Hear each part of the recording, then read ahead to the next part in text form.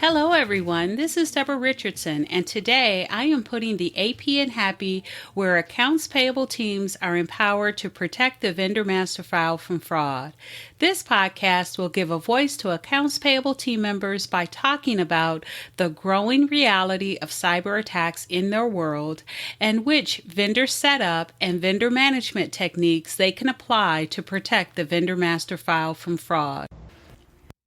If you are looking for vendor process training for you or your entire vendor team, head over to my site at deborahrrichardson.com and click on the Vendor Team Training Solved button to learn more about what is included in the annual plan and also to download a training schedule. Get the training that you and your team needs to avoid payment fraud, duplicate vendors, compliance fines, and more. Now, we all know that some of you out there can't just cut off work while you're traveling, even when it's for your own vacation. So let's talk about how you can avoid fraud that comes with trying to respond to or process that all-important vendor request when you have to send it via email from your cell phone. And stick around to the end because I will share some tips from the National Cybersecurity Alliance for before, during, and after your travel to keep you and your devices safe. Keep listening.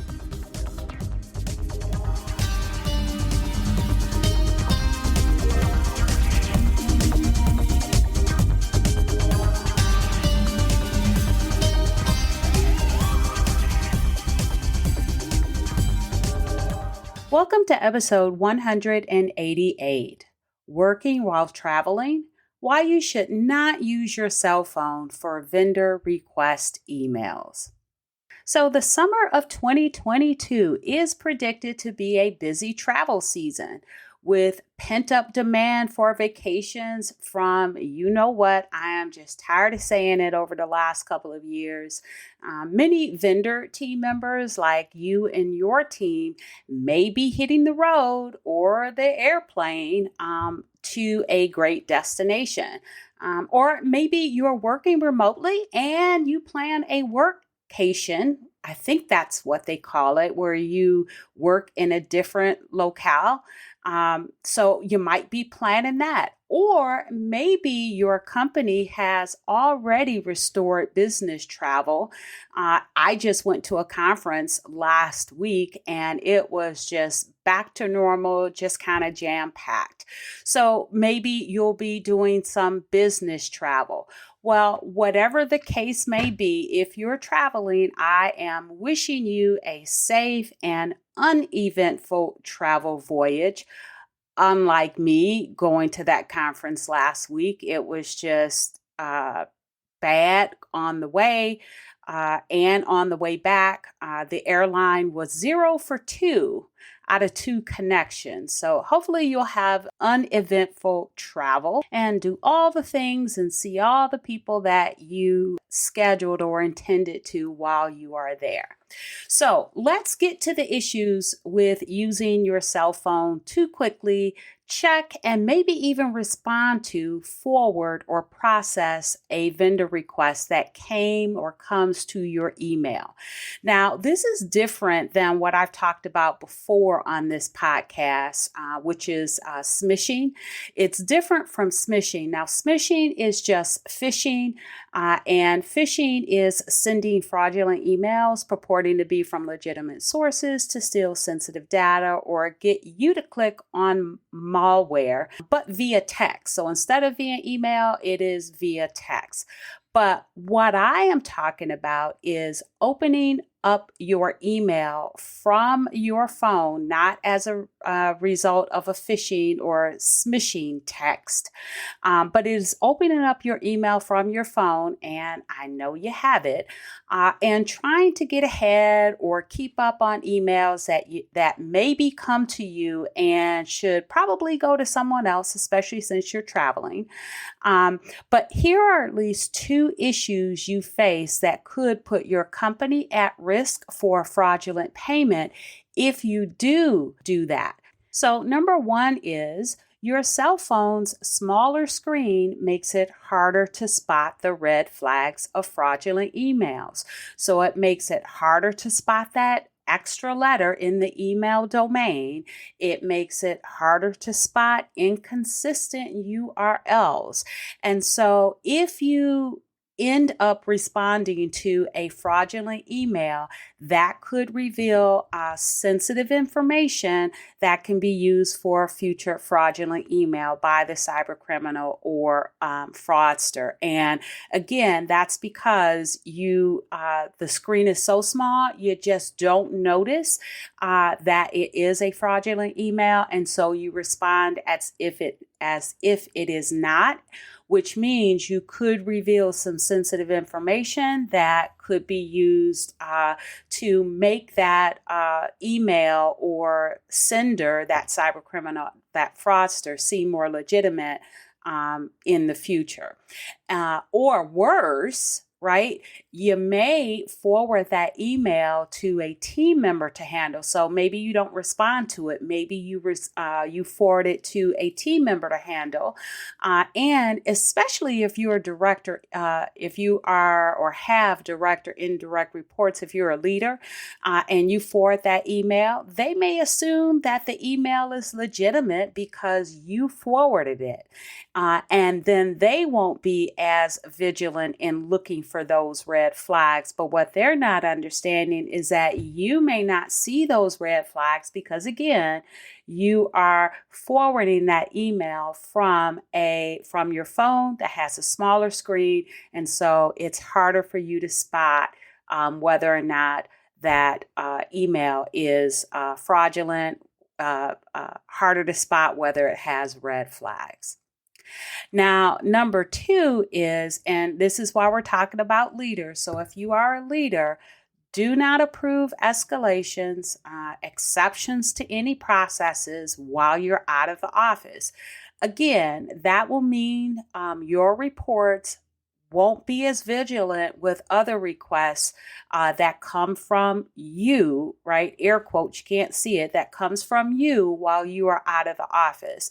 So that email that the fraudster sends to your team when they know you are on vacation to say, send this wire quickly, won't in itself be a red flag because it could be treated as normal since you are sending those emails while you are on vacation, while you are traveling for work, while you are, on your way to your workcation. And so you want to make sure that you don't do anything out of the ordinary so that if fraudsters take advantage of the fact that they know you're on vacation or that they know you're traveling, your team members won't be victims to that. Now, fraudsters are evolving, but the whole, wire this money, buy these gift cards, and I'm getting on the plane scenario was rampant when fraud initially started trending a few years ago. But it's still going strong. So that is still out there. So you want to make sure, again, that your team members don't become a victim. Now, I received an email. I am on the subscriber list for the National Cybersecurity Alliance, and they talk a lot about cybersecurity tips. And I'm going to share with you some tips that they shared in that email while you are vacationing. And again, if you're traveling, these are very good tips, whether you're traveling for vacation, traveling for work, or traveling to your workcation destination. So it is split up into different categories. The first one is before you go. So before you go, make sure you back up your files, set up the Find My Phone feature, Protect your device's password or security feature like a fingerprint if you don't already have that set up. And then, of course, make sure you update your software. Now, while you are traveling, make sure that you use secure Wi-Fi. And they even gave a tip that if you don't know if it's secure or not, try putting in the wrong password. And if it accepts it, then you know it's not secure. And then another thing to do while you're traveling is to protect your physical devices. We all know that, especially in airports, they tell you not to leave anything anywhere. Oh, and then this is a great one while you're traveling. Stop auto connecting, because you really don't know these Wi-Fi networks, whether they are legitimate or not, because the fraudsters will sometimes or can create a separate Wi-Fi network. Let's say, for example, at the airport, there was a person fell for a scam because they were trying to do like one bank transaction while they were at the airport. And so they ended up connecting to a Wi-Fi that they thought was the airport's Wi-Fi. It was named something close, but how do you know what the Wi-Fi name is? So make sure that you stop auto connecting and you connect to secure Wi-Fi, maybe even your phone's hotspot. That is typically what I do. And then if you are traveling internationally, then the recommendation is to remove all sensitive data from your devices, or, just don't take your device if you don't need it. You may not need to take your work device, especially if you're going on vacation.